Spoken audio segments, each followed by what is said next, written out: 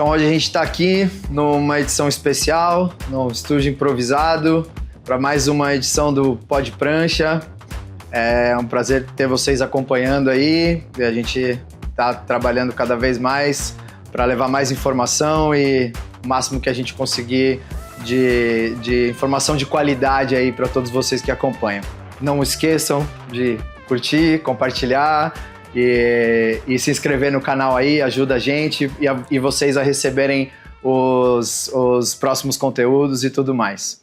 A gente está em Saquarema, aqui na Casa Corona. A gente tem hoje um convidado aqui, dispensa apresentações, acho que qualquer surfista conhece.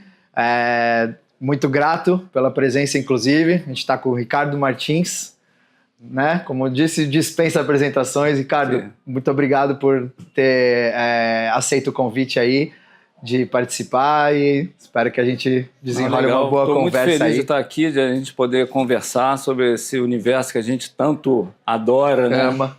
Que a gente não consegue parar de pensar um minuto, né? Então é bom a gente estar conversando aqui. Obrigado demais. Ainda mais aqui nesse lugar maravilhoso, Saquarema, né? Pô, Saquarema é sensacional, né, cara? Muito massa. Agradecer, inclusive, a galera da Casa Corona por oferecer pra gente também a possibilidade de fazer essa gravação aqui e tudo mais. Boa. Irado. Ricardo, eu sei pouco. Dei uma pesquisadinha de leve, mas eu sei pouco sobre o começo da tua carreira. E queria que você, por favor, contasse pra gente aí como é que foi tua história de moleque, a tua relação com pranchas, né? A gente, aliás, voltando só um pouquinho, a intenção aqui do programa, do Pod Prancha, enfim, é a gente compartilhar a informação de dentro para fora desse universo, como você mesmo disse, que a gente tanto gosta e que a galera, eu entendo como muito pouca informação existe sobre prancha. Mesmo de maneira científica, nós shapers sabemos pouco sobre prancha, né? Por vários motivos, que a gente pode até entrar nesse lugar aí. E aí fica um papagaio de pirata, a galera repete daqui, repete dali. Então a principal intenção é isso, unir o mercado, que acho que também é uma coisa importante. O mercado é muito jogado, tem algumas coisas muito, muito soltas, assim, algumas questões que dificultam a evolução disso, e acho que compartilhar isso, todo mundo, né, os shapers sérios, isso também contribui para a evolução do mercado. Então esse é o intuito do Pod Prancha, para te apresentar oficialmente. E aí, voltando para essa parte da tua história, então, conta pra gente aí um pouco, por favor. A minha história começou lá atrás, né? Eu já tenho, assim, eu estou fazendo 40 anos de shape, e 42, mais ou menos, 42 para 43 de fabricação. Então, o começo foi da mesma maneira que até hoje eu acho que quase todo mundo começa a trabalhar com surf, é porque quer continuar pegando onda, quer continuar vivendo o lifestyle do surf, da praia, você conseguir conciliar um estilo de vida saudável com uma profissão, algo rentável. Então, lá atrás, a gente tinha um sonho, eu e meus amigos, de ser surfista profissional, né? Lógico que os pais, né, devem ter pensado, pô, estão malucos, né? Se nem os caras lá fora, agora que a gente descobre que os caras não ganhavam nada, né? Os meus ídolos da época, porra, Mark Richards, Shawn Thompson, achava que os caras eram super profissionais, e hoje a gente vê que os caras não ganhavam nada, né? Então a gente tentou ser surfista profissional, aquela história, correr campeonato, aquele escalão, vamos dizer assim, intermediário, que pô, você não é o super talentoso para, né, arrebentar, então você tem que, né, começar a pensar que como é que eu vou dar um jeito para isso se tornar viável. E a gente pensou, vamos fazer prancha. Vamos se reunir todo mundo, nossos amigos. Tinha um amigo que tinha uma garagem em Copacabana, no meio da cidade mesmo, uma ladeira, e ele já tinha feito 1 ou 2 pranchas.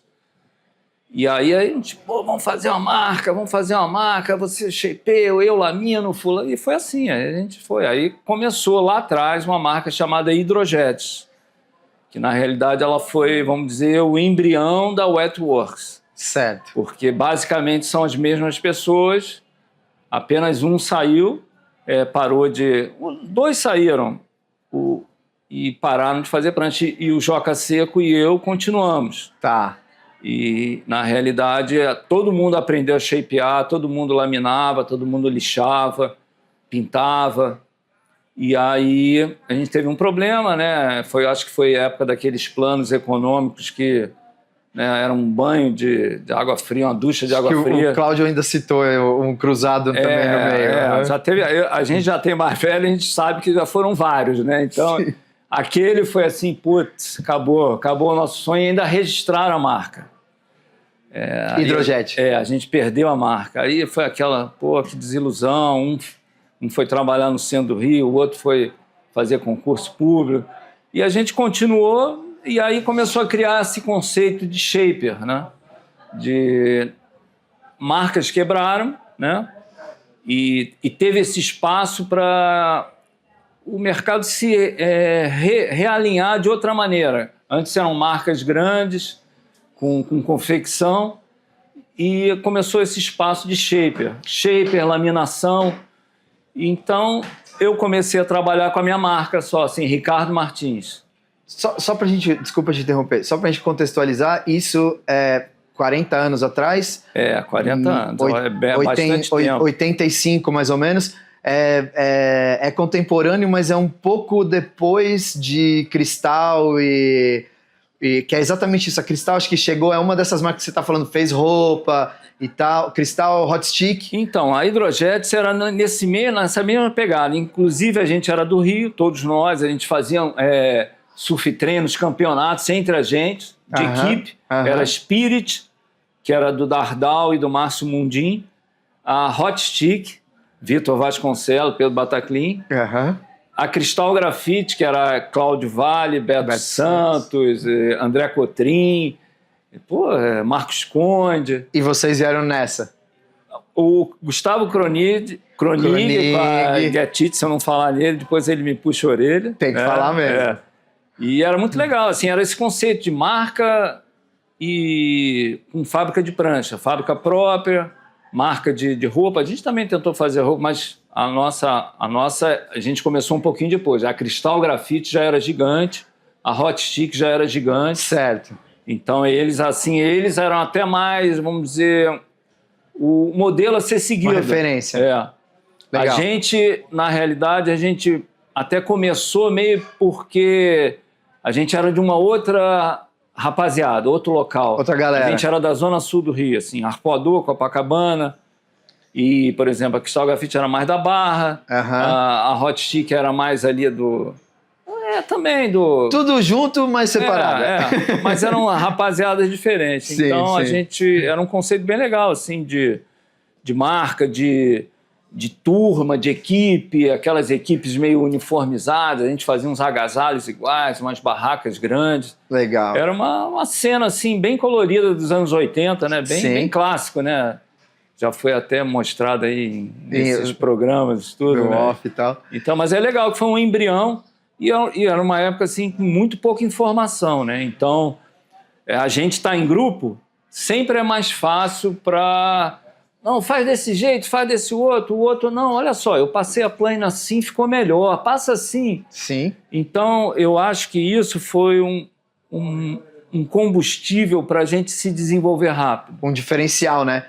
Voltando ali, que você começou a assinar Ricardo Martins, Shaper, e desenvolvendo ali, e chegando nesse contexto já de compartilhar, porque vocês já começaram juntos, né? A gente sempre teve esse conceito, assim, nunca foi fechado, nunca foi de esconder, assim, não vou mostrar o que eu estou fazendo. Que era uma coisa que acaba atrapalhando, que é uma coisa que até hoje, na verdade, atrapalha bastante o desenvolvimento, exatamente por isso. Claro que você não vai ficar entregando todo o seu conhecimento de mão beijada para qualquer um, mas esse lance de compartilhar, ele enriquece muito o que você acha que sabe e às vezes nem sabe. Não, né? Esses períodos assim de reflexão que você tem quando você dá uma parada no teu trabalho e você vai trabalhar com outras pessoas em outro local. Exato. Sabe, essa refrescada, ela é muito boa assim, para as ideias.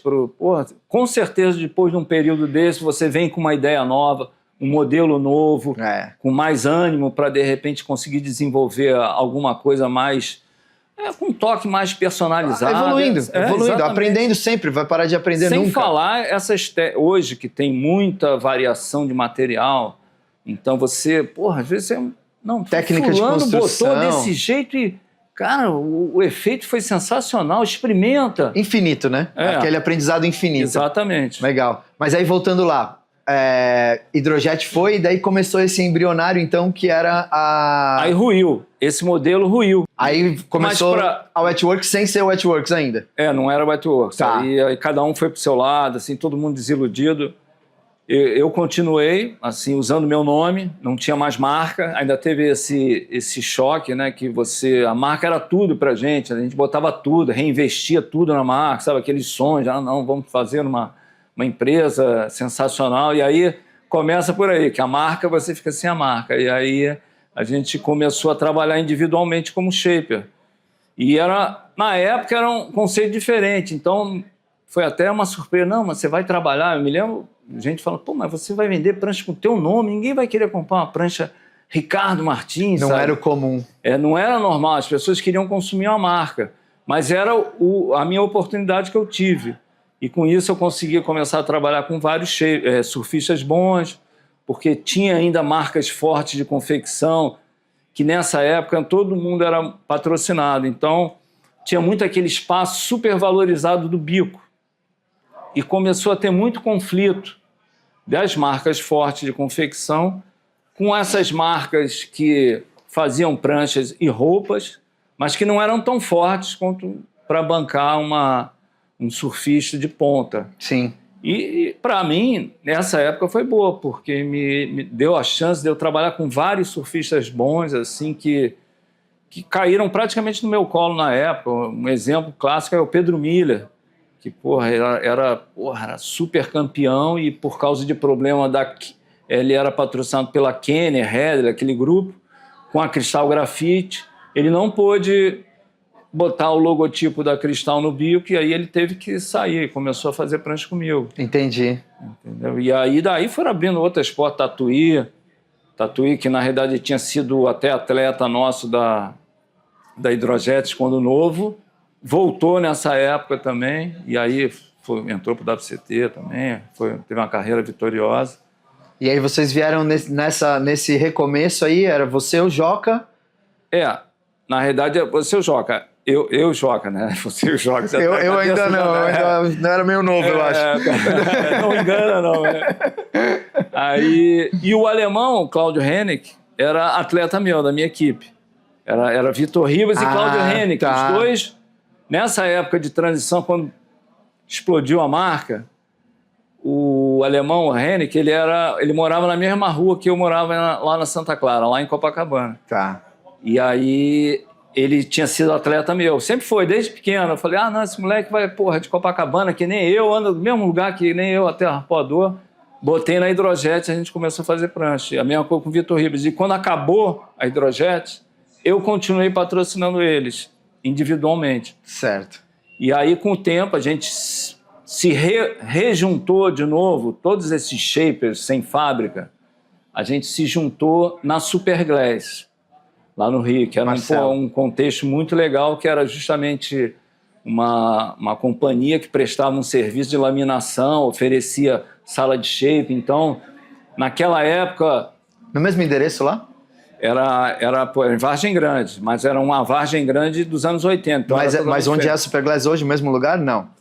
Não, era bem próximo. Tá. Hoje a Superglass é onde era a Cristal Grafite, que era bem próximo. Tá. Do Cláudio. Então, tanto é que eles hoje são sócios. Sim. Né? Então, acaba que é tudo junto.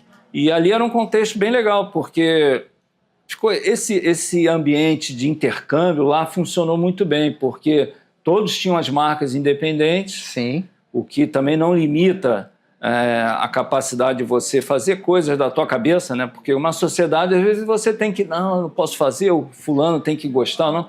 Ali, não.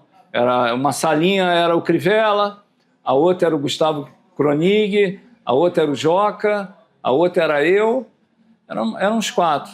E aí foi bem legal, foi uma era assim, muito boa. E o alemão começou a aprender a shapear lá. A gente aquela mesma história, passando pelo aquele mesmo processo. Tentou ser surfista profissional, dificuldade, eu tenho que fazer alguma coisa para continuar. Alguma coisa linkada com o esporte. Vamos te ensinar a shapear, você começa a fazer as tuas pranchas. E ele começou a aprender lá. Aí depois, quando o negócio começou a ganhar um volume, começou a ficar pequena a estrutura.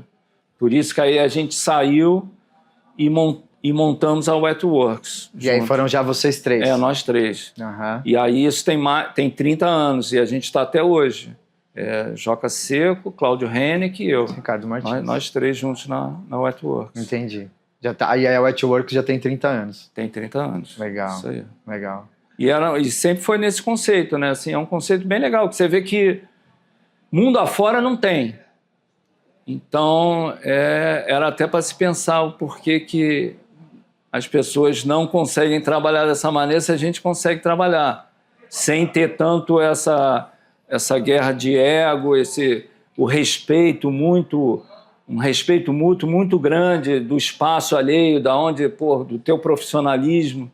E, ao mesmo tempo, você está ali num ambiente que você está sempre trocando ideia. Somando e evoluindo. Então, você está sempre se refrescando as tuas ideias, a cabeça. Então, é muito, muito legal. Esse ego que tanto atrapalha, né? Eu me lembro que lá atrás, eles até fizeram ali no Gold Coast, acho que era Base, né? Na realidade era Base, que era o DHD e mais 2, mas não deu certo. E aí, se você der uma pesquisada, você vai ver. E fazendo um parênteses, a Super era alguma coisa parecida assim, né? A Super também era meio parecido. Super tinha várias. A gente tinha vários trabalhou. Shapers, vocês, inclusive. Exatamente. Você, pelo menos, era um deles. Só que, na verdade, não assinava, né? As pranchas eram Super, mas você não sabia de quem era a prancha de na realidade, fato. por exemplo, você poderia fazer um modelo e entrar no catálogo da Super Mundial. Vamos dizer assim. A ideia era muito legal. Só que, na prática, não decolou. Essa despersonalização eu acho que acabou atrapalhando no final. Né? Eu acho que, sei lá, a parte das ideias era boa, mas a parte operacional não era boa, a parte física. Então, e fábrica de prancha, a gente sabe, né? Não adianta você só ter ideias, assim, é um negócio que tem que acontecer no dia a dia ali. Sim. É uma luta que, você acha, não, resolvi tudo agora. No dia seguinte, outros problemas aparecem. Baixou a temperatura. As pessoas que trabalhavam tão bem fazendo aquele mesmo serviço, em uma semana esqueceram como fazem. Então, você precisa retomar ali. E a Super era meio assim, ficava tudo muito no campo das ideias maravilhoso, mas na prática, o próprio shaper, licenciado, ele falava, é melhor então trabalhar minha marca. Claro, porque daí faz mais sentido. E é o que acabou acontecendo. Não ganhou também um apelo, assim, né? Como as grandes marcas acabam tendo, né? E eles começaram com os surfistas muito bons. E como esse processo não cresceu, eles foram perdendo esses surfistas muito bons. Então, e a gente sabe que o nosso mercado ele vive em torno disso. De, vamos dizer assim, grandes nomes para avalizarem teu trabalho. Então, principalmente a nível mundial, o cara que quer jogar uma marca e ela quer ser uma marca global... atleta desse nível é imprescindível. Ele vai ter que ter um atleta assim. Senão não vira, né? A gente sabe que todas as marcas que viraram aconteceu através dos atletas. Essa relação surfista-shaper, né, tem que ser assim, bem forte, com um nome bem forte. Wetworks, 30 anos, e toda essa jornada aí anterior, inclusive, queria duas abordagens, assim, acho que uma muito relevante é o processo de fabricação, acho que as transições, materiais não teve muita mudança, né, digamos, tem novidades aparecendo, mas uma mudança efetivamente não, mas essa transição da plana para o software e para o outro software e tudo isso... Como é que foi acontecendo, assim, para você, dentro do teu trabalho de designer? Essas mudanças, né? Você até falou assim, material, o jeito que se constrói a prancha, realmente, se você analisar, não muda muito. Basicamente, né? É a mesma coisa. É que você tem pranchas maravilhosas feitas por caras de 60 anos de idade.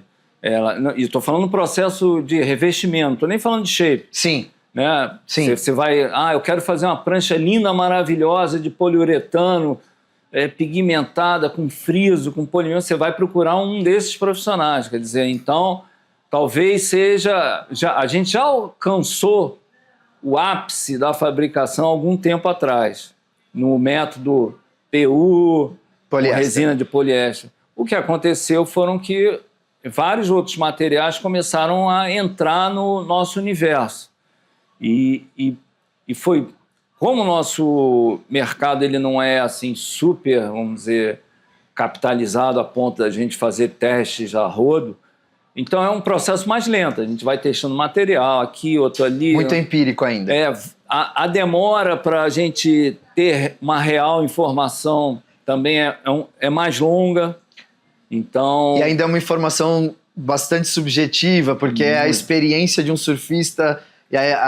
quer dizer, é a avaliação de um surfista muitas vezes, ou mesmo de você mesmo usando a prancha que seja, mas ela tem muito a ver com a experiência que você teve com aquela prancha naquele dia, naquele mar e tal, né? Essa parte eu acho até que é o que faz uma das magias do nosso universo é esse, porque eu acho que você não pode chegar e falar assim, é só conhecimento, é só resultado. Eu acho que tem muito essa coisa da intuição, da sensibilidade, do dia, do como eu estava aquele dia, o meu momento, o mar. Então, muitas vezes, esse retorno de informação, você tem que levar para um lugar que você deixa guardado e você espera um tempo para maturar, para vir outros, somar com outros e entendendo ao longo do tempo. Eu acho isso legal porque justamente abre muito as oportunidades, né? Porque você vê que surfistas, eles, cara, são pessoas muito diferentes uma das outras. Sim. Então, você criar um padrão e você achar que você chegou numa fórmula matemática perfeita de funcionamento, isso não existe. Não, é muito personalizado, inclusive. E quando você começa a jogar, que eu acho que é a coisa que eu acho legal dessa nova fase, vamos dizer, desses materiais de EPS, aí muda o EPS, aí muda o poliuretano de tal maneira, com a longarina de tal jeito, e, cara, ficam muitas construções diferentes. Então você consegue ter essa sensibilidade, você começar a enxergar que, cara, teu conhecimento passa a ser muito, vamos dizer, limitado, perto da corrente enorme que tem de feedbacks diferentes. E é legal porque você começa a não ficar muito dentro de uma caixinha de fazer a mesma coisa todo dia. Você começa a se empolgar de repente, descobrir uma coisa nova. Sabe? Porque, muitas vezes a pessoa chega e fala, não, dá uma olhada nessa prancha. Você vai ver a prancha... Você não vai falar para a pessoa que te mostrou a prancha porque você vai parecer que você está pichando do outro. Não, aí você vai falar, mas cara, isso aqui o nego já faz há 300 anos, o fulano já usou, já não sei o que, já foi, voltou. Não é por aí. Se você está gostando dessa prancha, vamos tentar entender o porquê que você está gostando. E não porque é uma fórmula milagrosa ou nova, como uma novidade. E às vezes o cara atribui o gostar da prancha a um elemento. Tipo, eu gosto dessa prancha aqui porque essa rabeta é larga, sei lá, porque é uma swallow. Alguma coisa muito específica. Quando esse elemento sozinho não tem como representar o que ele sente na prancha. Tem caras assim que eles... Eu não gosto de swallow. Assim, o cara chega e fala, eu não gosto de swallow. O cara teve uma swallow na vida que não gostou, e aí o cara cisma com aquilo, aí de repente você experimentou uma swallow. É bom esse negócio de test drive hoje em dia por causa disso, é um negócio maravilhoso. É verdade. Aí o cara chega pra você, Ricardo, você não vai acreditar, cara. Eu usei uma swallow, cara, e é a melhor prancha que eu já tive na vida, cara. Eu falei, tá vendo, cara? Quanta coisa você se privou porque você ficou fechado ali falando que não gostava, achando que tinha certeza. Que é só a experiência do que ele teve ali. De repente a rabeta era desse tamanho, você não gostou porque a rabeta era desse tamanho. Muito mais coisa, a esquilha estava errada. Exatamente. Tem tanta coisa que podia ter acontecido ali e ele definiu, né, de alguma forma, atribuiu ao swallow e queimou o swallow. É isso mesmo. E é legal, porque, cara, tem muita... Hoje essa questão da construção eu acho muito legal, muito interessante, cara. Porque... Mas voltando lá na transição do Plana Software. Boa. Essa época foi traumática. Porque... Não, eu modéstia à parte, eu sempre shapei muito bem, assim, manualmente. Não estou nem falando de porque tinha caras que, pô, fazem pranchas horrorosas e super funcionais. Tá. Né? Mas eu sempre fui de uma escola que eu, porra, gostava de fazer um shape bonito. Era bem acabado, era lisinho. Poxa, eu shapeava na mão, assim, tivesse que repetir uma prancha, eu repetia e, pô, ficava muito parecido. Então, eu sempre me achei, assim, um cara muito bom manualmente com a plana.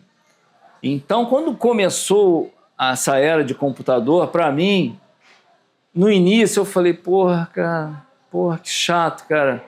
Porque, cara, eu sempre gostei de fazer. Vou mesmo ter que fazer no computador? E teve aquela barreira, cara, que os programas eram bem piores, né? Claro, DSD, né? Eu não mexia com o computador, né? Porque, porra, eu fui ser shaper porque eu queria ter uma vida alternativa. Não era para, me enfiar num escritório e mexer num computador, senão eu tinha terminado minha faculdade de economia, sabe? Ia fazer outra coisa. Então, quando começou, eu falei, porra, vou ter que ficar trabalhando sentado num computador. E aí começou a me dar muita agonia, porque perdia horas, perdia muito mais tempo do que shapeando na mão. Para aprender, o software rudimentar. O software fazia altas pegadinhas. Pegadinha que você falava assim, você não conseguia repetir assim uma prancha, era difícil, e você mexia numa ferramenta que era super sensível. Quando o bloco saía, tinha um bico. Aí eu falava, caramba... Desse tamanho na tela, desse tamanho na prancha. Aí eu falava, porra, a gente nunca pôde desperdiçar bloco, né? Porque bloco é dinheiro, material é caro, claro. Né? Então, o início foi difícil, cara. Apanhava do software, apanhava da máquina, que daí você arrumava o desenho, sabia que estava bom, mas a máquina cortava diferente. Clássico também. Não, você perdia mais tempo, você tinha que estudar, você ainda tinha que... Todos os conceitos relacionados ao mercado que vinha muita gente. Cara, mas... Pô, Ricardo, eu tô fazendo uma prancha contigo, mas eu queria te pedir uma coisa. Porra, dá para você fazer minha prancha na mão? Sabe? Ainda tinha toda aquela lenda do mercado. Sim, que é sem alma. Prancha sem alma. Então, foi um período assim bem complicado. Mas eu sempre encarei como uma ferramenta. Óbvio. Que poderia me trazer benefícios, principalmente nesse fato de estar ali arquivadas todas as informações, porque a gente, quando foi uma coisa bem legal no nosso embrião como shaper, que talvez por a gente não estar atrás, estar começando e não tinha muito conhecimento rodando, a gente começou desde cedo com os conceitos bem matemáticos. Então, porra, era curva de fundo, todas as medidas, tudo mapeado, arquivado. Ainda na mão? Na mão. Que foi excelente, que na hora que veio o software para você transferir, você tinha as referências. Foi super bom, e eu continuei com isso. Eu falei, cara, na realidade eu estou aplicando o que eu sempre quis aplicar com a mão. E aí você pôde evoluir, inclusive, as curvas de uma forma mais específica, enxergando a espessura ao longo da longarina como você nunca enxerga quando está fazendo na plana, usando os benefícios da ferramenta. Muito, muito. Principalmente na questão de você, no futuro, ter que repetir uma prancha. Isso aí foi eu acho que é uma grande vantagem de... Não depender de uma curva de bloco parecida para chegar numa mesma prancha, ou ter uma dificuldade muito grande num bloco diferente. Não, e você conseguir mexer certos detalhes, sabe? Quando você shapeava com a mão, era assim, pô, Ricardo, faz uma prancha igualzinha à última que tá mágica, mas vamos botar mais uma curvinha aqui na rabeta aí, ou um negocinho aqui, um pouquinho menos de concave ali. Aí quando você fazia, tava no momento, né? Ficava aí hora, né? Quando via, mexeu aqui, mas mexeu um pouquinho ali. Aí a prancha, vamos dizer, ficava boa. Aí você não sabia se ficou melhor porque você mexeu aqui ou você mexeu aqui também. Então, na outra, você já ia ter que mexer também igual. Quer dizer, você tinha um escape de precisão que com os programas de desenho você atingiu. Isso ajudar muito. Isso foi fantástico, né? E teve mais uma troca ali depois, que é do DSD, que era muito rudimentar, quando chegou o Shape 3D e uma máquina com disco, uma máquina também mais precisa e tal, que também deu um upgrade a mais ainda, né? Você sente dessa forma? Essa evolução dos programas de desenho foi fantástica. Eu comecei trabalhando com DSD, que na época a gente achou assim fantástico, tudo tinha uns probleminhas, a máquina tinha uns problemas, a gente conseguia usar como uma ferramenta, era você tem que afiar uma planinha, você tem que ter uma telinha de screen boa, então a máquina era a mesma coisa, a gente tinha que alinhar todo dia, não sei o que, mexia num parâmetro, e para ela funcionar do jeito que a gente queria.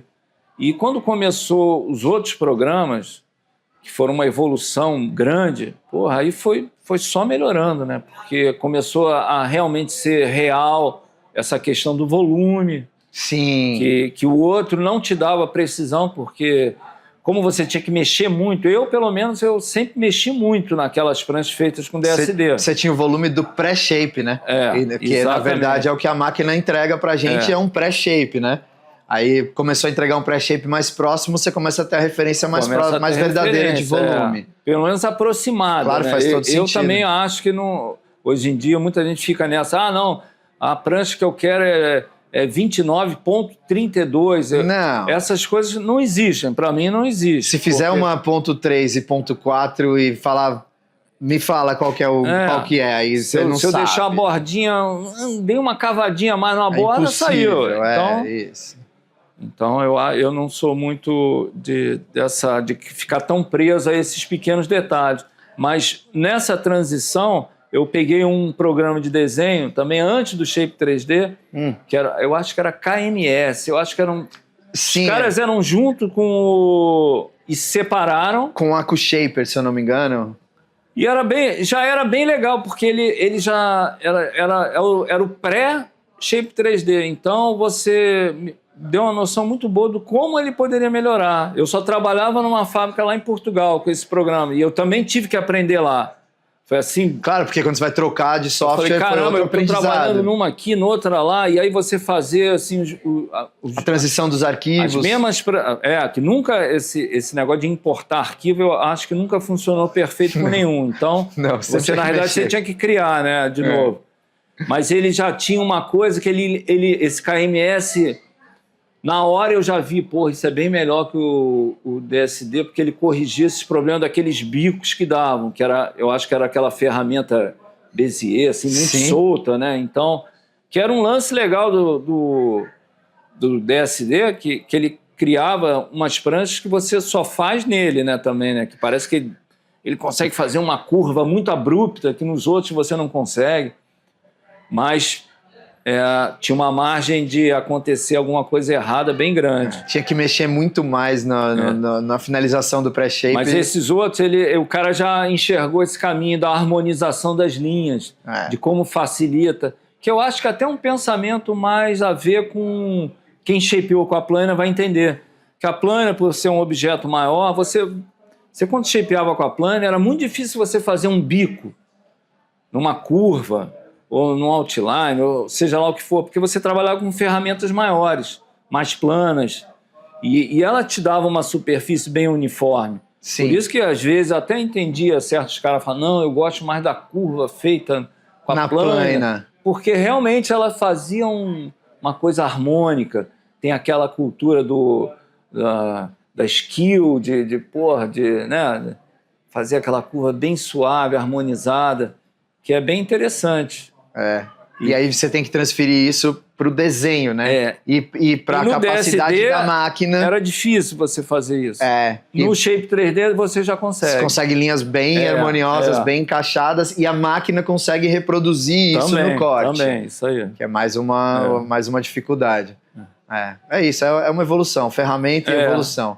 Legal ter essa sua visão, assim, e compartilho da mesma visão também, uma ferramenta, porque o conceito tá aqui, você tinha um conceito na plana, daí você tem o conceito com o DSD, e aí você precisa fazer a transição para o 3D, e o mesmo conceito, claro, o conceito evoluindo ao longo do tempo, mas ele tá dentro da adaptação a essas ferramentas. Né? Por exemplo, os programas de desenho de prancha são muito bons para essas famílias de prancha, né? Você, criei uma prancha boa para o dia a dia, para fulano de tal, aí daqui a pouco, dali você já puxa uma outra para ser a marolheira, a outra para ser para onda tubular. Criar modelos, né? Entendeu? Você tem um DNA ali dentro daquele modelo que você consegue passar para outras pranchas, que se você fosse fazer na mão, seria impossível. Cara. Misturar as curvas, né? Exatamente. De uma forma muito mais eficiente do que na mão. Falar, eu vou usar essa curva aqui, mas vou mudar esse outline aqui. Mix, bota um conceito de um modelo com um outline de outro, com a distribuição de outro, você consegue fazer com a perfeição, você fala, se fosse fazer na mão isso, ia passar o dia inteiro. E acho que um outro aspecto da evolução do design, assim, muito importante, é que com as máquinas, exatamente, eu enxergo assim, não tenho certeza, mas eu acho que foi no momento em que se tornou o arquivo digital, que você projetou a prancha, que o mercado começou a criar os modelos específicos de prancha com aquela intenção, né? Porque você, na realidade, você consegue entregar o que você está vendendo. Antes era assim, o cara ia lá na tua fábrica, não, Ricardo, vamos fazer uma prancha. Mais larguinha. Mas assim, não, tudo bem. Qualquer coisa era... você não tinha certeza absoluta do que você ia entregar. Inclusive, tinha um elemento surpresa que era até legal, né, cara? A chance do cara receber a prancha que ele imaginou era pouca. Era outro mundo, né? É bem diferente. Essa acho que é a maior mudança do software em relação ao mercado como um todo, assim. Né? Você conseguir padronizar as tuas ideias numa linha de produção é um negócio legal, né? Que você consegue replicar algo que esteja muito bom, né, para várias pessoas. Com certeza. E em termos de desenho, design, a gente viu essa evolução. Em termos de material, com tudo isso que a gente experimenta hoje, com tantas variações que apareceram ao longo do tempo e tal, você tem uma preferência, assim? Você vê um ainda como melhor? O PU ainda é o mais... O que você recomenda como overall? Ou o que você vê de benefício dessas outras construções em relação à tradicional do PU poliéster? Eu acho que PU ele sempre vai representar em torno de 80% de um quiver, de um surfista. Eu acho que ele se adapta melhor a inúmeras variáveis. Agora, as construções em EPS, carbono, Kevlar, tantos outros materiais que você consegue, com o tempo, distinguir em quais condições essas pranchas também vão funcionar melhor que as de PU. E aí você joga nesse balaio todo os modelos. Você começa a ver que tem certos modelos que funcionam melhor numa construção que outros. Sim. Né? Aí você começa a enxergar que em certas regiões, certos modelos... Cara, então, eu acho muito difícil hoje você chegar e afirmar certas coisas. Sabe? Eu acho que você tem que se dar sempre ao prazer, ao luxo de poder experimentar sem preconceito, uma prancha diferente em algumas condições, porque... Para poder experimentar de fato e ter uma opinião melhor. Particularmente, eu fui criado no poliuretano. Então, por exemplo, eu adoro dar um finish, uma prancha num poliuretano. Para mim, ali, quando o shape está terminado, sabe, eu até falo, porra, isso é tão bonito, né? Acho que isso é indiscutível, aquela coisa lisinha, longarina, super bem tirada. E quando eu vou pegar, por exemplo, um EPS sem longarina, sabe, às vezes eu olho e falo, pô, e a longarina? Não tem, o acabamento, fica aqueles furinhos. Eu falo, pô, mas na época eu não podia deixar um furinho daquele, porque a pessoa ia olhar a laminação. Os caras, às vezes pô, Ricardo, posso te ver shapeando aí quando você... Aquela poeirada, corta, fumaça, aí quando você terminava, o cara, pô, ficava até emocionado, que via a prancha assim em cima no cavalete, ela bonita, toda lisinha, toda bem acabada. Hoje em dia, uma prancha EPS, você vai mostrar ela acabada assim, o cara vai falar, porra, mas é assim, toda furadinha? Que depois a laminação dá uma escondida. Não, não, depois eu boto uma microfibra aqui, boto não sei o quê, ela fica branquinha, mas, cara, tirou um pouco do prazer, assim, dessa parte do shape em da si. Da finalização do shaper com os detalhes, porque... inclusive nessas pranchas, a laminação começa a ser muito importante, porque a maioria dos detalhes, eles ou vão sumir ou vão aparecer de outra maneira no acabamento, na laminação. Então, você não está muito ao teu alcance. Quando que as de poliuretano, na minha época, assim, você terminava, praticamente era aquilo que ia ficar. A linha do edge estava naquele lugar, a laminação, ela era suave ali, pá, bordinha, não engrossava muito a rabia nem o bico. Sim, era só manter. E no EPS acaba tendo que dar EPS não, acaba que você acaba tendo que ter um padrão de trabalho diferente, você tem que ter uma equipe de trabalho diferente para observar todos esses detalhes. Sim. E é legal essa questão do EPS também em relação a peso. Porque você também tem toda essa chance de você mexer muito com peso. PU, você fica sempre limitado praticamente só a aumentar o peso. Então, em certas situações, o peso é excelente, mas quando você chega num nível que você quer baixar o peso, você não consegue. Então, o PU tem essa desvantagem. Mas o PU, ele basicamente eu acho que ainda é o standard de performance e tal. Mas é impressionante como aumentou o número de EPS. É verdade. O ruim é descobrir o porquê, às vezes. Não, e quando você vai para certas regiões do Brasil, você até entende.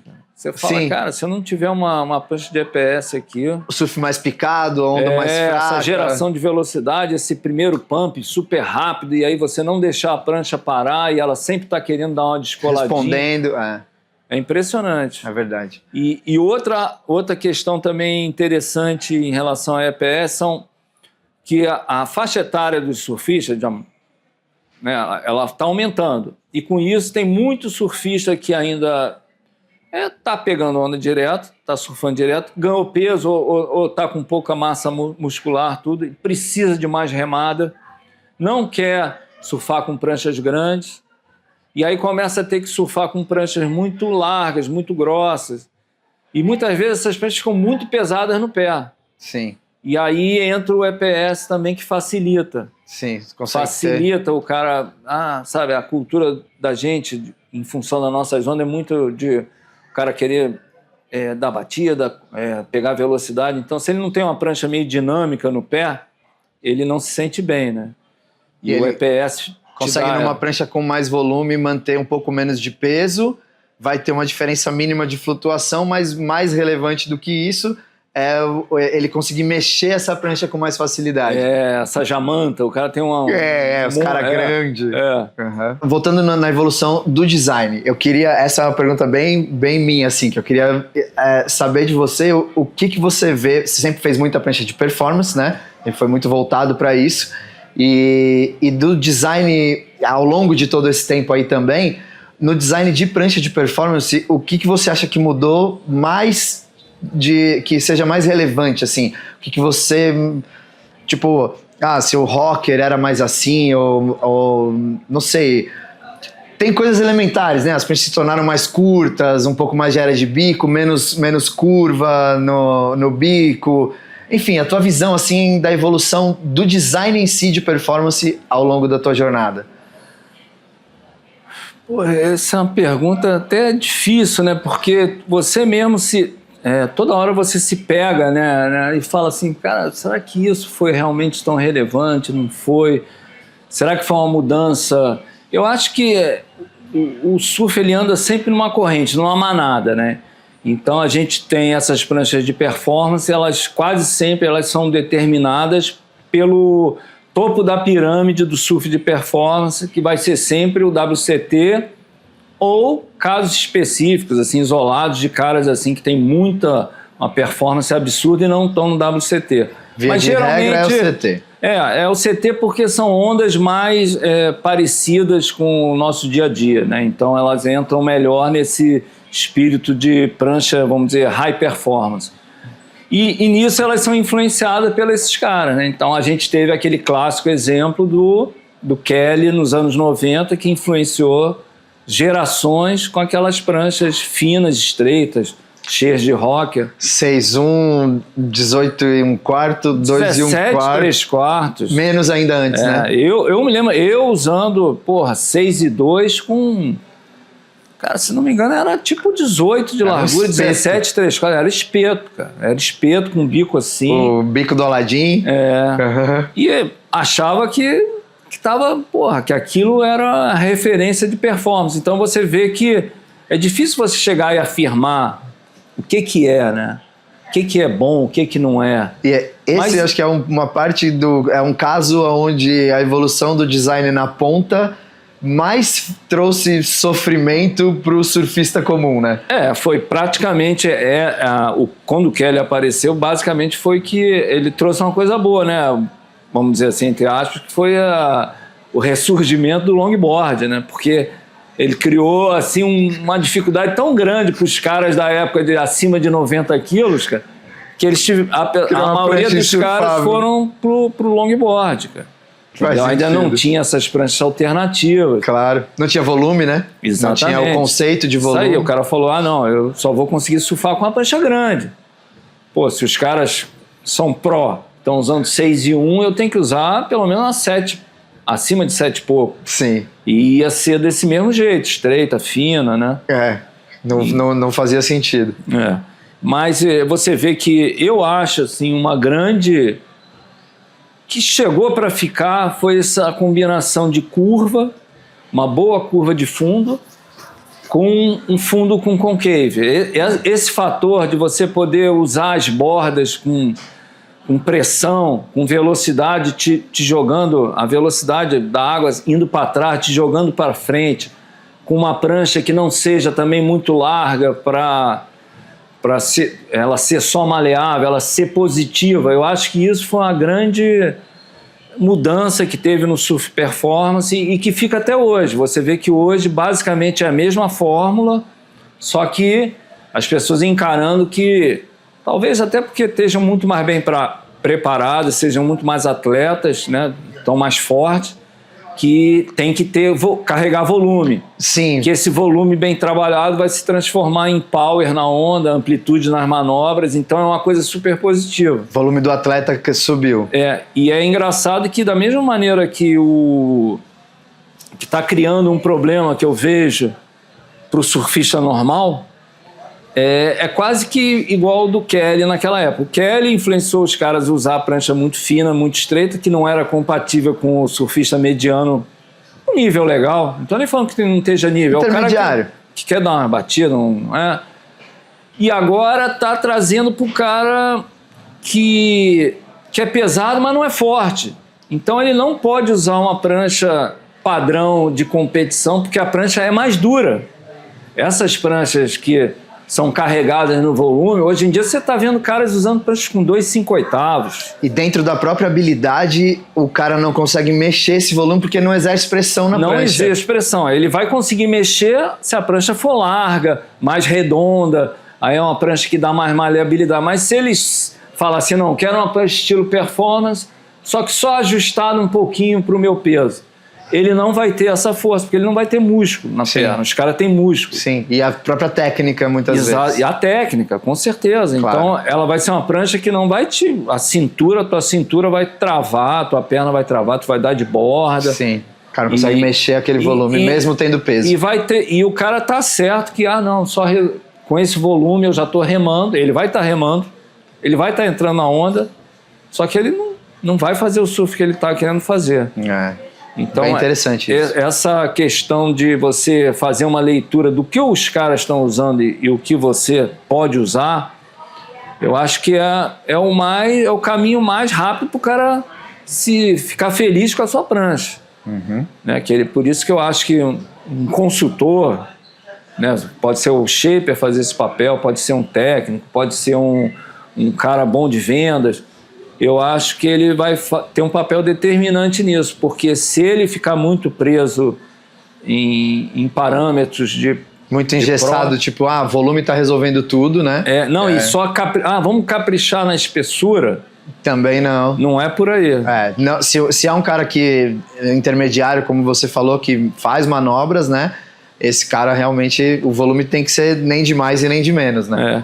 Mas eu acho que essa questão esse modelo, esse formato de prancha... Concave foi a grande revolução. Concave com uma curva razoável, né?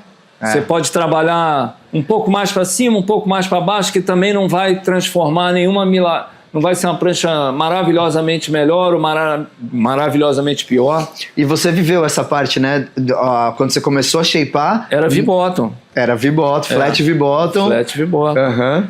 E aí começou a introduzir o concave, o quê? Começo dos 90? Mais ou menos isso, né? Começo dos 90. Outro dia eu vi até uma matéria que eu acho que era o Stretch falando do... que era justamente esse questionamento das pessoas irem lá falar, mas fazer... Ele falou, mas isso é a mesma coisa que as pranchas dos anos 90, cara. E o cara tá vindo me mostrar isso agora. Como novidade. Ele falou, cara, não é isso, cara, porque não mudou tanto, né? Entendeu? O chassi da prancha está muito parecido, se você pensar assim, em termos de um chassi. Sim. Aí joga a posição de quilha, parecido. As profundidades do concave são muito parecidas. Do concave para cá, digamos assim, né? Desse chassi de 90 e poucos ali para cá, da década de 90 para cá, é um refinamento bem sensível, né? Não, e vai muito por tendências de momento, assim, sabe? Não, que nem há um tempo atrás, a pessoa, eu quero um pouquinho mais de área na frente, aí agora o cara já não quer a areazinha na frente. Você vê que é quase o efeito manada, né, cara? Assim, tem um líder na manada que... né, tá tendo uma performance melhor, e o outro também, aí vai todo mundo atrás. É tipo uma garantia, assim, eu fazendo isso eu vou estar tranquilo. No começo dos aéreos, né, quando o Kelly também, né, porque depois de deixar um monte de espeto, ele também trouxe uma revolução. Mas aí essa outra revolução foi cruel com ele. Foi a vingança, né? Porque ele ferrou uma opção de gente usando prancha fina straight, depois daquelas pranchas gorduchas ferraram com ele. Então, é bem isso. Pagou o karma, né? E acho que pela necessidade, né? Porque o surf começou a valorizar, as manobras aéreas começaram a existir e as curvas de borda em espaços pequenos com raio fechado. E aí tirar comprimento faz sentido para isso. E a largura... a largura de nose, os aéreos inicialmente eram muito reverse. E o reverse o cara volta com a base muito adiantada. E aí se tivesse muito pouca largura e espessura ali, é difícil de você conseguir aterrissar. Isso é uma coisa legal, porque você vê que o desenvolvimento da técnica dos surfistas, ele influencia muito nas pranchas. Vai refletindo. E muitas vezes, quando esse conjunto de pessoas ainda não definiu assim, não conseguiu chegar nesse ponto da técnica estar refinada, ele tem que usar um material que de repente não é o adequado. Então quando você falou essa questão da prancha gordinha de bico menor, foi bem essa fase. Todo mundo falou, o aéreo vai ser uma arma fundamental, quem não tiver tá fora. Cara, a gente vai ter que aprender. E você sabe que tem atalhos usando pranchas menores, de repente... largas. Em certas condições... Também você não vai precisar uma prancha grande nem nada, então... Para ajudar principalmente no aprendizado, né? Eventualmente pranchas alternativas para ajudar o cara a aprender a manobra. E o que é legal, que é o que está acontecendo hoje em dia, que com as piscinas, o aprendizado dos aéreos está sendo nas piscinas. Então, você já sente que ninguém precisa usar uma prancha muito diferente para tentar manobras muito diferentes. Sim. Que é uma coisa, que vai trazer uma evolução gigantesca. Irado. Eu tenho certeza que a piscina as piscinas em geral já estão trazendo e vão trazer cada vez mais uma evolução muito grande. Principalmente pra gente como teste, porque você isola a condição ali, você tira um pouco da experiência. Esse era o sonho, né? Esse era o sonho que a gente tinha quando era, novo, pô, não, peraí, eu vou testar as pranchas no mesmo mar, do mesmo jeito. Aí tu caía com uma prancha, quando você voltava já tinha entrado vento, a maré enchida. Aí falou, Você não consegue testar. como é que de eu vou verdade. testar? É. Exato. A piscina, né? A piscina, você pode até... Você faz uma queda lá com 2 pranchas, digamos. Aí você tem até uma experiência, porque você, mesmo na piscina você ainda vai render mais em uma onda que encaixou do que em outra. Mas depois que você faz com aquelas mesmas 2 pranchas, naquela mesma condição, 3, 4, 5 voltas, né? 5 testes, você começa a criar um parâmetro de verdade com a condição isolada. Então acho que isso vai ajudar bastante a gente nesse desenvolvimento. Não, a piscina eu vejo assim, um cara que tem vamos dizer assim, um laboratório. Isso. Fiquei milionário, quero desenvolver prancha. Não, eu ia fazer isso, eu vou fazer um laboratório com a piscina, pronto. Acabou. Chama os caras para testar as pranchas, todo dia vai ter um teste diferente. Com certeza. Cara, ia ser uma evolução fantástica, né? Acho que a gente está nesse caminho, né? Acho que há muitos shapers estão ali buscando isso já. Acho que, na verdade, primeiramente, entendendo a piscina, né? Já mudou bastante, né, o conceito de piscina, né, de onda de piscina. A galera fala muito, precisa de muito volume e tal. Aí você entende que o cara intermediário meio que é ao contrário. Talvez menos volume faça mais sentido. E mudou rápido. Você vê que há um ano atrás o conceito era que precisaria ter mais volume, que precisaria flutuar. Não, a água é doce. E aí você sempre escuta, né, sem poder discutir, né? Porque porque a água é doce. Tá. Mas é só você pesquisar e fazer a conta. Aí quando você pega a água doce a água em média do mar, o quanto ela é salgada, qual o percentual de diferença, coloca a flutuação com o surfista em cima e vê qual é a correção de volume que você precisaria fazer. Isso pensando numa flutuação estática. Se você colocar a flutuação dinâmica, então é muito menor ainda. E aí pensando na estática, você vai corrigir o volume 0,2, 0,1, 0,2, 200 ml, né? 0,1, 0,2 litros. E quem vai perceber 0,1, 0,2 litros? Não faz sentido essa correção, ela é desprezível, a diferença, né? Então, mas a galera fala, mas aqui é raso, tem que aprofundar. Aí você começa a entender melhor. Acho que na piscina, o que acontece muito, que eu vi principalmente na Surfland ali, que a galera é mais gente experimentando, né? Que o parque aberto. O cara iniciante intermediário ali, aquele nível intermediário menos e tal, ele vai surfar, e às vezes até o cara... qualquer um tem sessões melhores e piores. Esse cara mais aprendiz, a sessão pior dele, às vezes é pegar nenhuma onda, ou fazer um retoside ali e rendeu, tomou umas na cabeça, surfou, ficou lá 1h30, 2 horas no mar e fez a sessão dele. E na piscina vai ter essa sessão vai ter sempre 10, 12 ondas limpa, aberta para ele performar, seja a performance que for. E aí o cara não consegue nem dropar muitas vezes. E aí ele pega uma prancha maior, com mais volume, às vezes diminui a seção de dificuldade da onda também, e aí o cara consegue surfar. Então na piscina precisa de mais. Não, cara.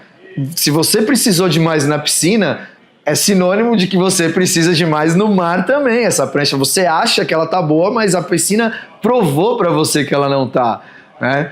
Traz esse parâmetro. O conceito que a conclusão que muita gente tem chegado é que você precisa de menos prancha na piscina. Menos prancha. Você mexe mais dentro daquela... Você rema menos, você tem uma remada só de arrancada. Isso. Quer dizer, quanto menos massa você tiver para dar essa primeira arrancada vai ser melhor. Você tem uma onda que empurra, que não tem muito espaço, ela é mais compacta, espremida. Menos volume você mexe mais fácil. Exatamente. Então, para você ver como, né, você não pode ficar preso a conceitos. Era tipo uma afirmação que todo mundo vinha falar, não, precisa de mais volume, precisa... e mudaram de uma hora para outra. Você vê que nada melhor do que a prática. E a experiência, exatamente. A experiência. E a evolução das piscinas é incrível, né? Porque cada hora está surgindo uma onda de um jeito diferente. E cada vez mais performance. Então a tendência é cada vez você... precisar menos prancha, ficar mais parecido com quase um towing, né? Quase, né? Porque você, cara, você você vai no gás o tempo inteiro, cara. Talvez até evoluir para uma categoria diferente, né? Às vezes a gente já viu isso, a galera imaginar isso. Eu hoje não imagino tanto, já imaginei mais. É que quando você vê a onda, tipo, a Wave Garden, as primeiras estavam uma onda bastante diferente, artificial, assim, que você tinha um quê de adaptação maior. Eu vejo que nas outras piscinas, nas mais novas, na Perfect Swell ali, a onda já parece mais natural. Então, não sei exatamente se vai ser uma outra categoria, mas com certeza vai trazer muito mais gente para o esporte. Eu acho assim, que o surf de alto nível, feito na piscina, ele vai ser assim, uma coisa que vai ser quase uma outra categoria. Acho que vai acabar porque nisso aí. Eu vejo que os caras não conseguem replicar isso no mar. Não, o cara que nem é tão talvez habilidoso... Talvez o único cara que consiga chegar próximo é o Ítalo. Que, ele dá 10 aéreos na piscina e vai dar 10 aéreos no mar. Agora, o resto da galera, assim, você vê que a falta de velocidade... E saber onde está a oportunidade, né? Vira uma rampa fixa, né? O cara sabe que ele vai acelerar aqui, voar ali, em todas igual. Porque eu acho que na piscina o cara não precisa gerar velocidade, né? No mar ele precisa gerar. Sim. Então, por isso que eu acho que caras que nem Filipinho, Ítalo, eles têm uma facilidade muito grande de gerar velocidade no mar, né, cara? Com certeza. É uma das principais diferenças, eu acho, do surfista profissional, né? E aí você vê que o nível de acerto do aéreo deles é enorme. Sim. E o resto da galera, assim, eu vejo que...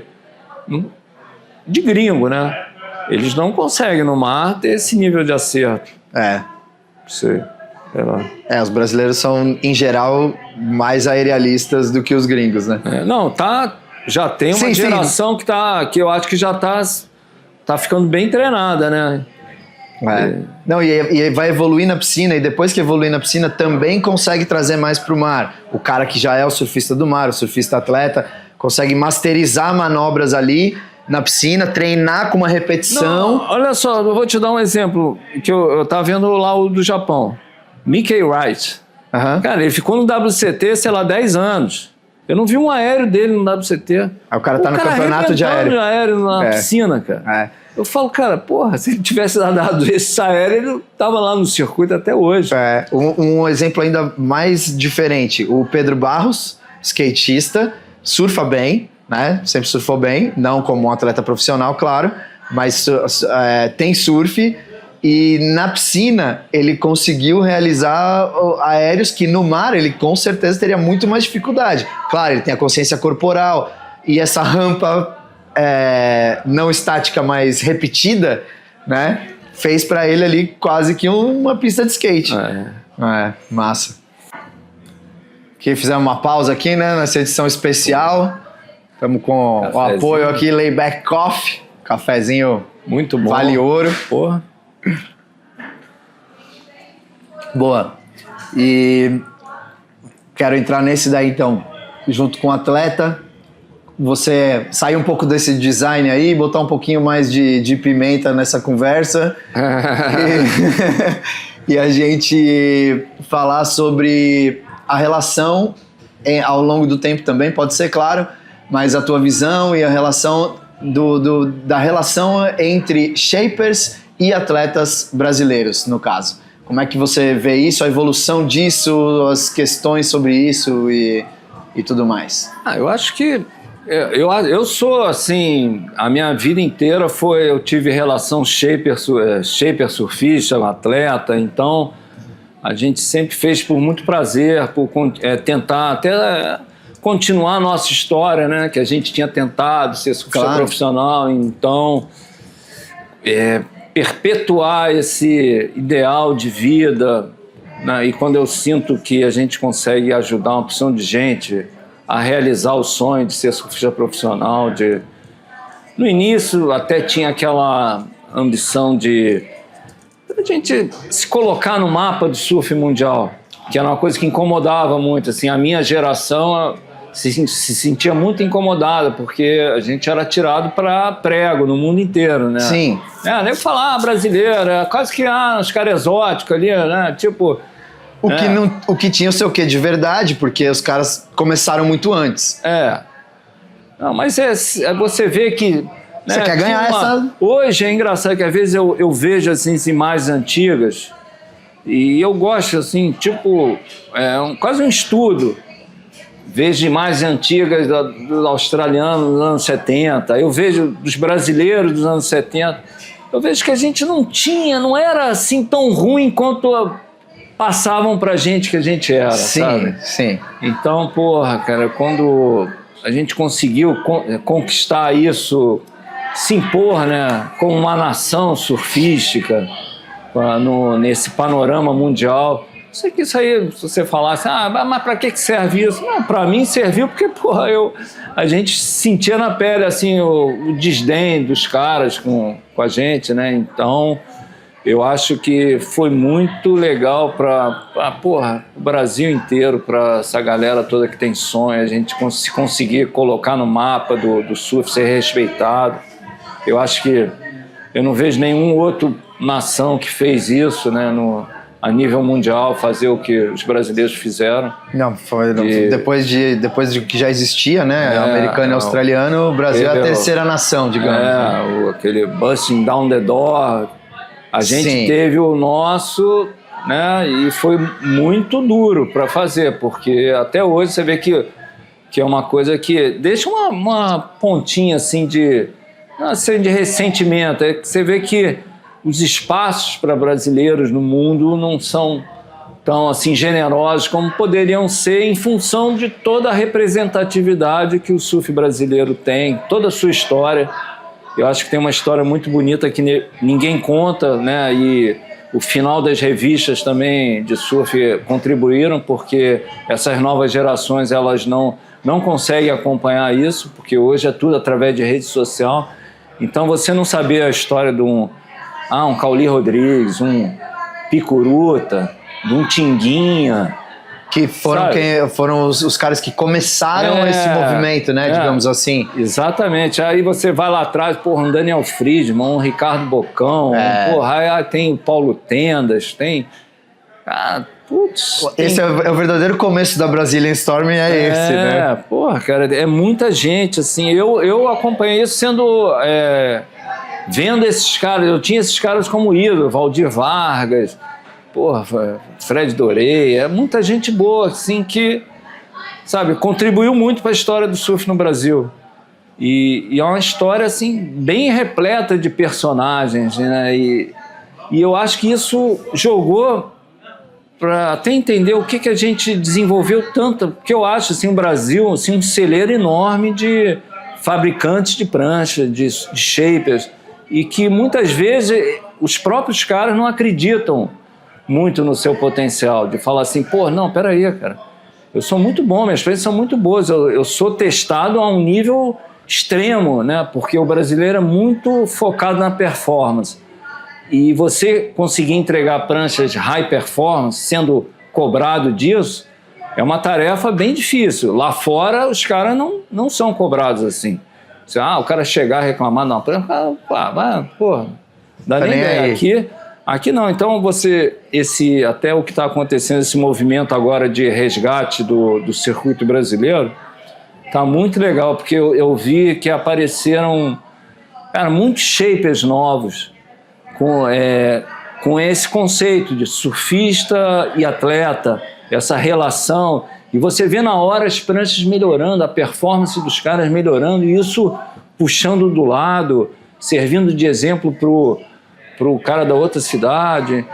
E eu acho que é o caminho da evolução, essa troca de informação, esse teste contínuo, e sempre vai passar por isso, da relação do surfista, do shaper e surfista. Eu sou muito grato a todos os que testaram minhas pranchas ao longo desses 40 e poucos anos, entendeu? Sim. Porque eu sei que se não fossem eles, metade de repente, eu tenho ideias maravilhosas. Não tem. Não, é esse desenvolvimento conjunto. É desenvolvimento conjunto. Muitas vezes eles passam até informações erradas, mas essas informações erradas elas são até boas para o meu crescimento vamos dizer, Tá profissional das minhas ideias. Tá aprendendo igual, claro. Exatamente. Claro. Então, esse feedback do surfista bom, esse nível de teste que eles vão proporcionar, são níveis que é difícil você ter no dia a dia com surfistas de final de semana. Então, ele é fundamental, cara. E o fato que você falou, às vezes, dos próprios shapers não se verem como tão capazes, acho que isso tem um reflexo também. Eu vejo que isso está mudando, já está acontecendo um pouco diferente, meio que uma Brazilian Storm das pranchas. Eu tenho essa ambição, eu quero ver isso acontecer, seja comigo, seja com outros fabricantes, mas eu acho que é uma sequência natural da coisa. A gente ter a gente ter de fato marcas brasileiras, né? Tem o Silver Surf, os moleques eu fico lá muito feliz, porque eles estão conseguindo. E as pessoas, às vezes, até comentam um pouco. Por que não... porque eu não vejo alguém chegar... Toda hora chega um cara, vai me falar de uma prancha a prancha que o Fioravante... Não, o Fioravante não. O Fioravante usa a prancha do Márcio Zou. O Márcio Zou é brasileiro. Então, tudo bem, mas ainda não é uma prancha brasileira. Mas eu não vejo um cara chegar e falar, porra, cara, essa prancha do Ítalo... Parece que o mercado... olha de outra maneira, eu falo, cara, mas por quê? Cara? Ainda não vê da mesma forma, mas eles já estão quebrando uma barreira de qualquer forma. Ele foi campeão mundial usando uma prancha brasileira. Sim. Shapers brasileiros. Sim. Tem o lance do time junto ali, né?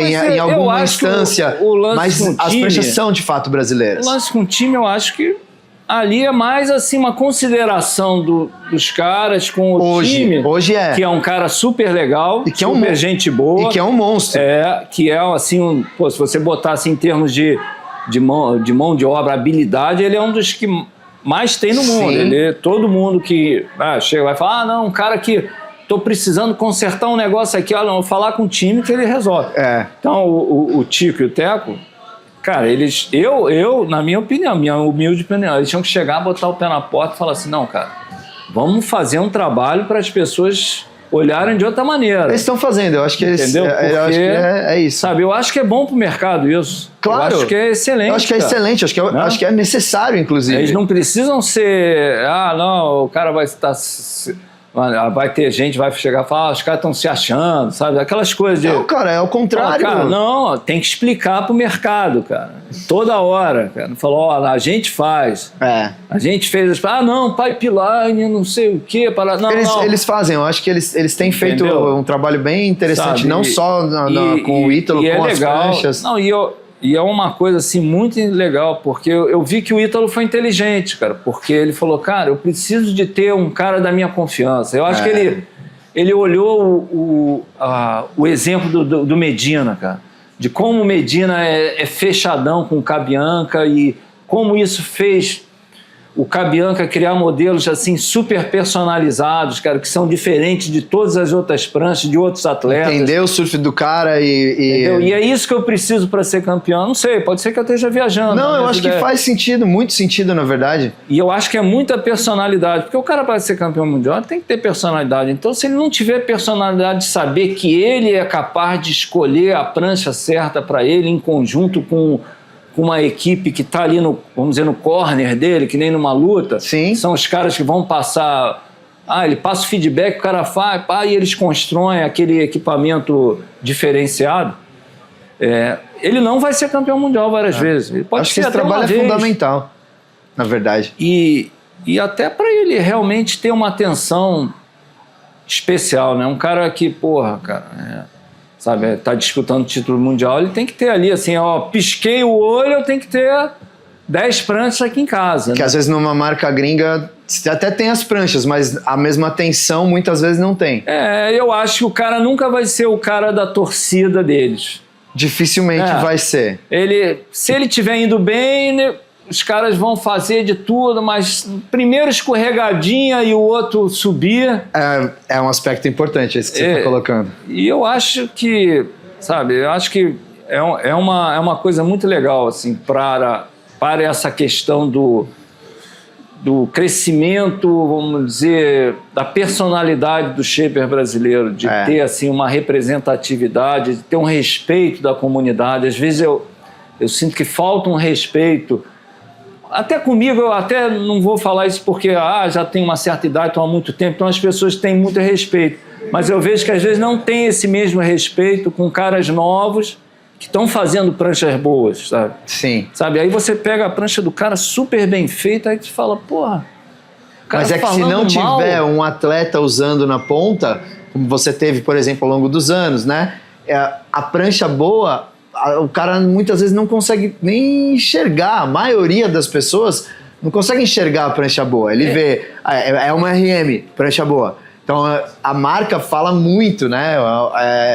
Mas essa do ficar botando o cara contra as cordas o tempo inteiro, o shaper dele, sabe? Ele não é um ambiente legal para o cara criar uma coisa... Se desenvolver. Sabe?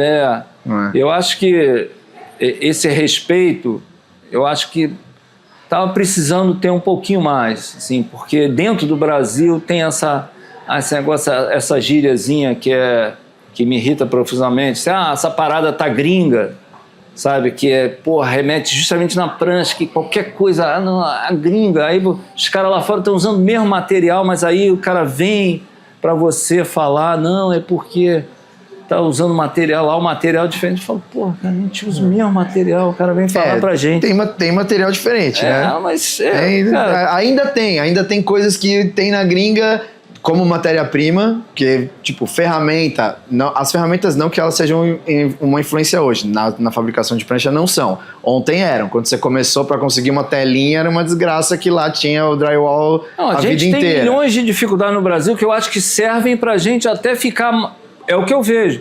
Você vai ver os profissionais assim que trabalham bem no Brasil, eles trabalham bem em qualquer lugar do mundo. Isso sim.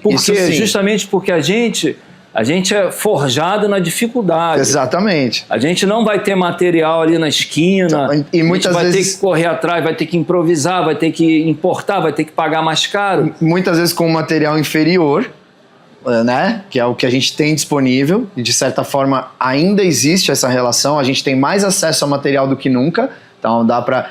Eu coloco resina gringa nas pranchas. Eu vejo um diferencial nisso, mas enfim... eu vejo diferencial na resina em si e obviamente no final nas pranchas. Você vê a diferença de um tecido nacional para um tecido gringo, você vê a diferença de uma caixa original para uma caixa nacional. Não, mas o que eu falo é que hoje você pode usar tudo isso. E ainda assim a prancha é feita no Brasil. Exatamente. Perfeitamente. Entendeu? Isso que eu tô falando. É isso aí. Quando eu falo assim, o mesmo material, é o mesmo material. Aí o cara ainda, não, mas aquela, essa é feita na gringa. Aí aí não dá mais, acabou a argumentação, não tem mais como você argumentar, você fica assim, tá. Sim. Tá legal, são vários aspectos, então a gente vai ter que fazer outro programa só pra isso. Não, massa. Eu acho que tem materiais ainda, só pra gente... Tem materiais, por exemplo, que a galera, muitas vezes, muitos shapers, inclusive, nem conhecem. Então, a gente vê, falando de maneira rasa, pra variar, não, prancha de atleta é casquinha de ovo, porque é uma fibra em cima, uma embaixo. Legal. Que fibra? Porque existem duas origens de vidro básicas como matéria-prima do tecido de fibra de vidro. E a gente vai num fornecedor nosso, eventualmente, um fornecedor do mercado, e pede uma fibra diferente, um S-Glass, né? E-Glass e S-Glass. E-Glass é o que a gente tem disponível. S-Glass tem fornecedor de matéria-prima que vai perguntar para você, mas o que é isso? E os caras na gringa têm esse glass desde há 40 anos atrás e nas pranchas de atleta usam majoritariamente essa fibra que é superior como um recurso para poder ter uma prancha de uma capa que jamais vai ser tão descartável quanto uma prancha feita no Brasil com 2 capas de glass. Então, ainda tem um degrauzinho para a gente chegar, até, né, de conhecimento e de disponibilidade. Essa questão da construção, ela tá totalmente ligada ao modo como você trabalha, né? Existem construções e construções, né? Então você pode construir de diversas maneiras a prancha. Sim. Né? Depende da finalidade daquela prancha. Exato. Né? Aí é a questão de um cara ser bom profissional ou não, né? Ele pode mascarar de diversas maneiras uma prancha. Né? Elas vão parecer sempre muito parecidas. Esse eu acho é um grande problema que teve muito lá atrás, que era isso. Eram pranchas, sei lá, anos 80, assim, tinha muita prancha porcaria. Blocos ruins. Ainda tem, né? Bloco não, mas prancha ruim tem a rodo. Não, tem, né? Cara, todo mercado é assim. Você vai normal. No supermercado, tem uma coisa que você fala... Normal, cara, não dá, né? Por que isso o cara vende isso? É por isso que tá barato, né, cara? É quase isso, né? Também, claro. Mas eu falo assim de uma elite, assim, Claro. Tem uma galera que você vê que quer fazer as coisas direitinho, né, cara? Então, aí essas são as referências. Legal. Cardo, a gente tem Desvendando Mitos, que é a gente faz um quadrinho final, assim, não estava exatamente elaborado, mas é a nossa finalização. Infelizmente, a gente tem feito os episódios com mais ou menos 1 hora e meia, até para não cansar a galera, também ninguém aguenta ouvir a gente falando tanto tempo. E queria saber o que você vê tipo, como um mito, assim, você trazer um mito, algo que o mercado enxerga de um jeito que na verdade você não, e que não seja. O mito atual, para mim, assim, a grande questão é o tal do volume, né? Que foi inventado, né, que era apenas uma referência para quem desenhava a prancha, né, criar ali mais um volume, mais um parâmetro, e passou a ser quase que uma regra de vida ou morte. Resolve tudo. Então você tem hoje um problema que as pessoas pegam um número em si, isoladamente. Perfeito. Pega de uma 6 e 6... aquele volume e acha que você vai conseguir jogar numa 5.7 high performance. E aí com isso ele vai ter a remada de uma 6.6, né? E então é bem levar por aí. Essa questão do volume está relacionado a você ter um poder de remada melhor. E não necessariamente esse excesso de flutuação gerado pelo volume vai te permitir uma remada melhor. E que ele acha também, no geral, uma prancha tem esse volume, qualquer prancha com esse volume é o que me serve. E às vezes, dependendo da prancha, não é. Existe todo um conceito, né, em termos de qual designs alternativos, onda maior, onde esse volume precisa mudar, e também... já que o volume resolve tudo, a minha prancha tem 29 pontos, igual você falou antes, 29.32. E aí se tiver 29.33, não, põe 32. Eu falo pros caras, não, legal, tudo bem, a gente faz assim, ficou aqui com 29.4, eu posso mudar 1/10 de polegada, aliás, 1/100 de polegada para chegar no 29.4 que você quer, ou posso só escrever na seda 29.4 na medida lá, que você vai achar que tem 29.4 e tá com o psicológico tranquilo. Então, falar para essa galera que, porra, volume não é esse número, né, mágico do volume que o cara criou na cabeça dele, não é o tamanho do tênis que ele vai comprar. Isso. Entendeu? Porque isso. É uma referência. É só uma referência. E como você falou, não... Tem um amigo meu que é shaper lá em Portugal, que ele falou, porra, Ricardo, vai esquentar com volume? Ninguém consegue medir volume, não. Bota o volume. Escreve o que você quiser. Porque justamente eu falando assim, a prancha menor do cara tem 28, ele quer fazer uma prancha maior, com menos volume, cara. Conceito vai errado. Ficar um papel, cara. Aí eu falo, cara, não dá. Aí ele, Ricardo, não esquenta não, cara. Escreve lá, cara. Ninguém consegue medir volume. E você vai fazer a prancha certa, ele vai achar que tá com a prancha certa e vai dar boa. E muita gente começa a criar essa referência de volume em cima às vezes, de padrões que não são nem verdadeiros. Às vezes até em cima de uma tabela de um fabricante. Porque a gente sabe, né, que muita gente se confunde, ou às vezes bota até número errado, que você pega a prancha, vai medir, às vezes, na época do hand shape tinha muito. Sim. O cara fala, não, encomendou uma prancha com 19,5. Chegava na hora de entregar a prancha era 19,25. Porque o cara cortou o outline torto. Mas ele tinha que botar a medida que o cara pediu, né? Sim. Entendeu? Hoje em dia não, hoje em dia é o volume. O cara bota ali o volume que quiser. Cara. Resolve a situação. E aí o cara acha assim, não, meu volume mágico é o 30. Acho que esse mas a prancha não era 30. Foi um mito sensacional e muito esclarecedor, mandou muito bem.